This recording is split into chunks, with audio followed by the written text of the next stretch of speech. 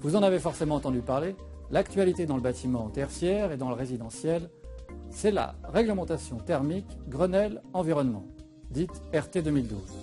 Objectif de cette nouvelle norme, mieux construire pour consommer moins d'énergie, tout en améliorant le confort des occupants.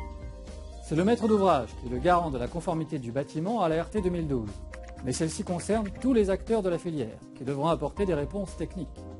En quelques mots, que faut-il retenir de la RT 2012 ?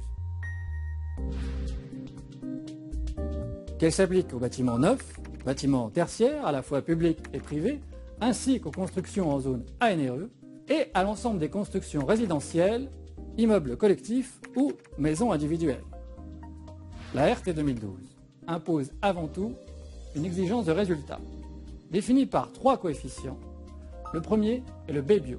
Il mesure la qualité de conception du bâtiment à travers son isolation, sa conception bioclimatique ou encore l'impact de la mitoyenneté. Le deuxième, le CEP, représente un seuil de consommation d'énergie à ne pas dépasser.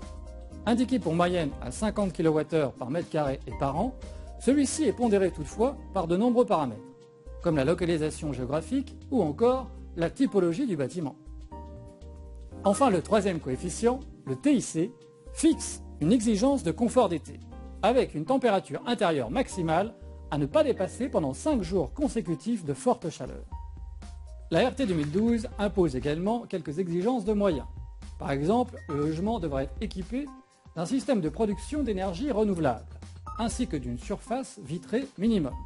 Les occupants devront être informés sur la consommation d'énergie mesurée, estimée ou calculée. Pour résumer, si vous ne deviez retenir que 3 points de cette nouvelle réglementation, c'est qu'elle prend en compte la consommation d'énergie pour la réduire, qu'elle valorise l'isolation du bâtiment et sa qualité de conception, qu'elle généralise la production d'énergie renouvelable dans le résidentiel.